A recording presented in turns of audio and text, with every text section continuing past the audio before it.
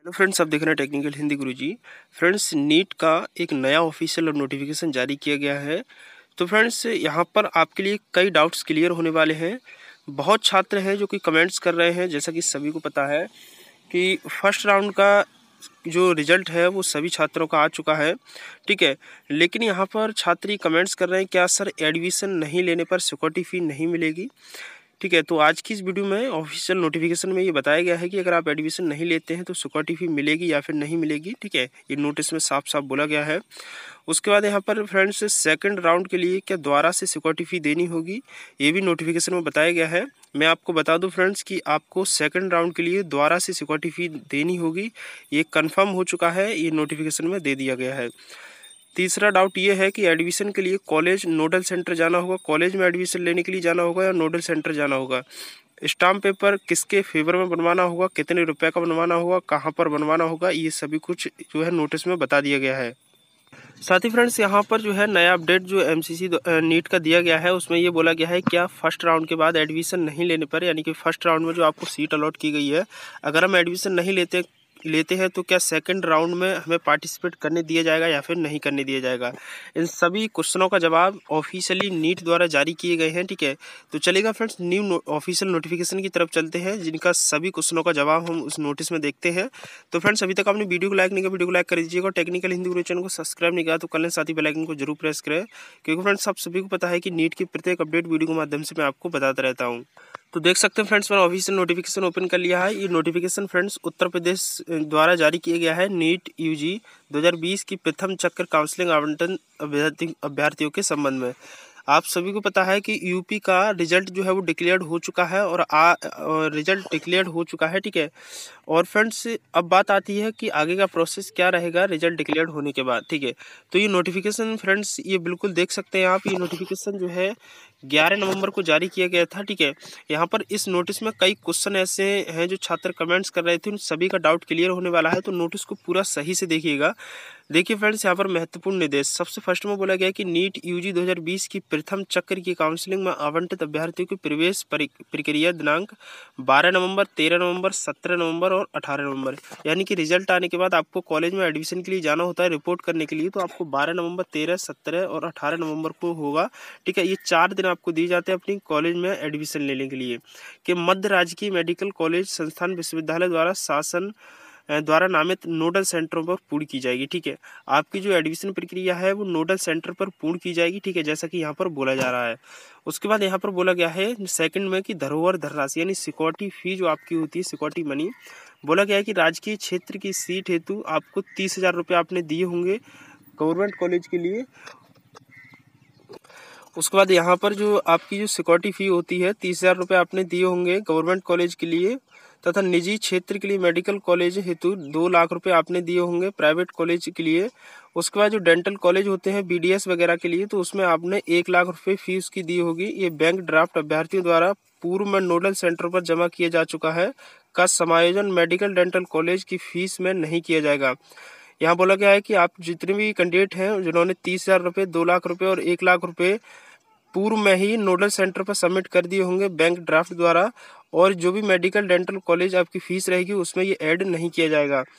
उसके बाद यहाँ पर नेक्स्ट में बोला गया है कि जिन अभ्यर्थियों को राजकीय क्षेत्र की सीट आवंटित हुई है वे अभ्यर्थी संबंधित राजकीय मेडिकल संस्थान विश्वविद्यालय में प्रवेश प्रक्रिया को पूर्ण कर सकते हैं, यानी कि जो छात्र गवर्नमेंट कॉलेज में जिनको सीट मिली है वे सभी छात्र अपने कॉलेज में ही जाकर अपनी एडमिशन प्रक्रिया को पूर्ण कर सकते हैं, ठीक है। उसके बाद यहाँ पर देखिए, ऐसे में यहाँ पर राउंड 1 में जितने छात्रों को गवर्नमेंट कॉलेज अलॉट किया गया है, ठीक है, वो सभी छात्र अपनी एडमिशन प्रक्रिया को गवर्नमेंट कॉलेज में जाकर ही पूर्ण कीजिएगा। उसके बाद नेक्स्ट में ये बोला गया है कि जितने निजी क्षेत्र में मेडिकल डेंटल कॉलेज में आवंटित अभ्यर्थी आवंटन पत्र पर अंकित नोडल सेंटरों पर अपनी प्रवेश प्रक्रिया को पूर्ण करें। यहाँ पर बोला गया है कि जितने छात्रों को राउंड 1 में प्राइवेट कॉलेज अलॉट किया गया है, ठीक है, जिन छात्रों को प्राइवेट कॉलेज मिला है वे सभी ऐसे छात्र जो है अपने नोडल सेंटर पर जाकर ही अपनी एडमिशन की प्रक्रिया को पूर्ण करें, और जिन छात्रों को गवर्नमेंट कॉलेज अलॉट किया गया है राजकीय क्षेत्र में वे अपने कॉलेज में ही जाकर अपनी एडमिशन प्रक्रिया को पूर्ण करें, और जिनको प्राइवेट कॉलेज मिला है वे अपने नोडल सेंटर जाकर अपनी एडमिशन प्रक्रिया को पूर्ण करें। उसके बाद यहाँ पर आपको ये क्लियर हो गया होगा कि गवर्नमेंट वालों को अपने कॉलेज जाकर के और प्राइवेट वाले छात्रों को जिनको प्राइवेट मिला है वो अपने नोडल सेंटर पर जाकर अपनी एडमिशन प्रक्रिया को पूर्ण करें। ठीक है, ध्यान रहे इस सब बातों का। इस नोटिस को मैं टेलीग्राम पर अपलोड कर दूंगा। टेलीग्राम की लिंक आपको वीडियो को डिस्क्रिप्शन में मिल जाएगी, वहां से जाकर टेलीग्राम को डाउनलोड कर ले सकते हैं। टेलीग्राम को जरूर फॉलो कीजिएगा क्योंकि हर अपडेट मैं टेलीग्राम पर देता रहता हूँ। उसके बाद यहाँ पर नेक्स्ट बोला गया कि अभ्यर्थियों द्वारा नोडल सेंटर पर प्रवेश के समय मूल अवलेखन जमा करने होंगे। ठीक है, यानी कि जो नोडल सेंटर पर जब आप आएंगे तो अपने जो मूल अवलेख हैं यानी डॉक्यूमेंट्स वगैरह सभी कुछ देने होंगे। यदि कोई अभ्यर्थी ऑल इंडिया कोटे से पूर्व प्रवेशित है, यानी ऑल इंडिया कोटा में सीट मिलने के बाद अगर वो पहले ही उस पर प्रवेश ले चुका है, तो उस स्थिति में अभ्यर्थी प्रवेशित मेडिकल डेंटल कॉलेज में अनापत्ति प्रमाण पत्र एवं अभ्यर्थी द्वारा जमा की गई शिक्षण शुल्क की रसीद प्रस्तुत किए जाने के उपरांत ही प्रवेश अनुमूल्य होगा। यानी कि ऐसे छात्र जिनको ऑल इंडिया कोटा के थ्रू फर्स्ट राउंड में कॉलेज मिल गया था और उन्होंने एडमिशन ले लिया है, तो ऐसे में छात्र क्या करेंगे, एक तो अपने जो आपने फीस सबमिट की थी, एक तो वो रसीद आपको देनी है। ठीक है, उसके बाद आपको अनापत्ति प्रमाण पत्र देना है। ठीक है, कोई आपत्ति नहीं है उसका प्रमाण पत्र आपको देना होगा, तभी एडमिशन की प्रक्रिया में स्टेट काउंसलिंग में पूर्ण की जाएगी। उसके बाद बोला गया है कि उक्त के साथ ही ये अवगत कराना है कि ऐसे अभ्यर्थी द्वारा ₹10 के स्टाम्प पेपर पर आशय का शपथ पत्र दिया जाना चाहिए। ठीक है, यानी कि ऐसे छात्र जो एडमिशन ले चुके हैं तो वो ऐसे ₹10 वाले स्टाम्प पेपर पर अपना आशय प्रमाण पत्र सबमिट करेंगे। ठीक है, अगर आप स्टाम्प पेपर नहीं देते हैं तो आपको फिर वहां पर एडमिशन नहीं मिलेगा स्टेट काउंसलिंग के थ्रू। कि पूर्व में प्रवेशित संस्था ने अपने मूल अभिलेख प्राप्त कर संबंधित नोडल सेंटरों पर दिनांक 21 नवंबर 2020 की समय शाम 5 बजे ये आज से जमा कर देंगे।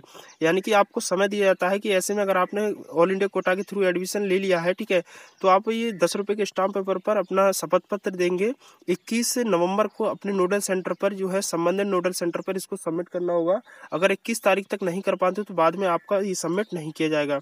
अन्यथा की गई स्थिति में संबंधित अभ्यर्थी की सीट रिक्त मानते हुए द्वितीय चक्र की काउंसलिंग में सम्मिलित कर ली जाएगी। अगर आप 21 नवंबर तक ₹10 का स्टाम्प पेपर नहीं देते हैं तो जो सेकंड राउंड की काउंसलिंग होगी स्टेट वाली, ठीक है, उसमें जो है आपकी जो सीट खाली रह जाती है उसको सेकंड राउंड के लिए एलिजिबल कर दिया जाएगा, फिर आपको उसमें एडमिशन नहीं मिलेगा फर्स्ट राउंड के लिए। ठीक है, उसके बाद फ्रेंड्स नेक्स्ट में बोला गया है कि ऐसे अभ्यर्थी जिन्हें निजी क्षेत्र यानी private college medical dental college मिला है, ठीक है, ऐसे छात्र जिनको निजी क्षेत्र यानी प्राइवेट क्षेत्र के मेडिकल डेंटल कॉलेज का शिक्षण शुल्क यानी ट्यूशन फीस जो होती है, जिनको प्राइवेट कॉलेज मिला है उनकी जो ट्यूशन फीस जो शासन अल्पसंख्यक संस्थानों द्वारा निर्धारित है, ठीक है, यानी कि जितने छात्र जिनको प्राइवेट कॉलेज मिला है उनकी ट्यूशन फीस गवर्नमेंट द्वारा इसको निर्धारित की गई है। इसके ऊपर मैं वीडियो पहले ही बना चुका हूँ, चैनल पर जाकर देख सकते हैं। ये CTS बैंक ड्राफ्ट को महानिदेशक चिकित्सा शिक्षा एवं प्रशिक्षण उत्तर प्रदेश यानी director general medical education training उत्तर पेवल एट लखनऊ के पक्ष में दे होगा। नोडल सेंटर पर जमा करना अनिवार्य होगा। ठीक है, यानी ऐसे छात्र जिनको प्राइवेट कॉलेज अलॉट किया गया हो, चाहे MBBS के लिए चाहे BDS के लिए, तो उनकी जो ट्यूशन फीस होती है गवर्नमेंट द्वारा ही निर्धारित की गई है। इसके लिए मैं पहले ही वीडियो बना चुका हूँ जो कि ऑफिशियल वेबसाइट पर लिस्ट जारी कर दी गई थी कि किस कॉलेज की कितनी कितनी ट्यूशन फीस है जो गवर्नमेंट ने जारी की है। ठीक है, इसको आपको बैंक ड्राफ्ट के थ्रू ये फीस सबमिट करनी होगी जो कि director general medical education training UP payable at Lucknow के पक्ष में ये देना होगा, जो कि नोडल सेंटर पर ये जमा करना अनिवार्य होगा। ठीक है, उसके बाद नेक्स्ट वो बोला गया है कि आवंटित अभ्यर्थियों द्वारा प्रवेश ना लेने की दशा में, ठीक है, यानी कि जो राउंड 1 में आपको कॉलेज मिला है, ठीक है, उसकी अगर एडमिशन नहीं लेने की दशा में आपकी धरोहर धनराशि यानी धरोहर धनराशि का मतलब है सिक्योरिटी फी। ठीक है, जैसा कि आप यहाँ पर देख लीजिएगा, धरोहर धनराशि को बोलते हैं हम सिक्योरिटी मनी। ठीक है, आपने जो सिक्योरिटी फी जमा की होगी, ठीक है, यहाँ पर देखिएगा, आपने जो सिक्योरिटी फी जमा की धरोहर धनराशि उसको जब्त कर ली जाएगी। ठीक है, यानी कि एडमिशन लेने की अगर आप एडमिशन नहीं लेते हैं कॉलेज अलॉट होने के बाद तो आपकी जो सिक्योरिटी फीस है वो आपकी जब्त कर ली जाएगी, वो आपको वापस नहीं मिलेगी। जैसा यहाँ बोला गया है कि जब्त कर ली जाएगी। यदि उक्त अभ्यर्थी द्वितीय काउंसलिंग में पुनः प्रतिभाग करना चाहते हैं तो वो पुनः धरोहर सिक्योरिटी मनी जमा कर काउंसलिंग में प्रतिभाग कर सकते हैं। ठीक है, तो यहाँ बोला गया है कि द्वितीय काउंसलिंग में अगर आप पुनः दोबारा से काउंसलिंग में पार्टिसिपेट करना चाहते हैं सेकंड राउंड की काउंसलिंग में, तो आपको सिक्योरिटी मनी पुनः देनी होगी। ठीक है, पुनः सिक्योरिटी मनी जमा कर काउंसलिंग में प्रतिभाग कर सकते हैं। तो देख सकते हैं फ्रेंड्स, आपको जो राउंड 1 में कॉलेज अलॉट किया गया है, अगर आप उसको एडमिशन नहीं लेते हैं तो आपकी जो सिक्योरिटी मनी है वो आपकी जब्त कर ली जाएगी, और सेकंड राउंड में अगर आप पार्टिसिपेट करना चाहते हैं तो आपको पुनः सिक्योरिटी मनी यानी दोबारा से सिक्योरिटी मनी देकर के काउंसलिंग में पार्टिसिपेट कर सकते हैं। तो ध्यान रहे, अगर आपने फर्स्ट राउंड में कॉलेज अलॉट कर दिया है, मिल चुका है आपको फर्स्ट राउंड में कॉलेज, तो आपकी जो सिक्योरिटी मनी है अगर आप एडमिशन नहीं लेते तो वो जब्त कर ली जाएगी, ठीक है। जो कि गवर्नमेंट क्षेत्र में 30,000 रुपये दिए होंगे सिक्योरिटी मनी के, अगर प्राइवेट कॉलेज के लिए 2 लाख रुपये और BDS कॉलेज के लिए 1 लाख रुपये आपने दिया होगा सिक्योरिटी मनी के रूप में, ठीक है। अगर आप फर्स्ट राउंड में जो कॉलेज मिला है अगर उसमें एडमिशन नहीं लेते तो आपकी फीस जो है सिक्योरिटी फीस आपको वापस नहीं मिलेगी। सेकंड राउंड के लिए आपको दोबारा से सिक्योरिटी मनी सबमिट करके तब आप काउंसलिंग में पार्टिसिपेट कर सकते हैं सेकंड राउंड के लिए, ठीक है।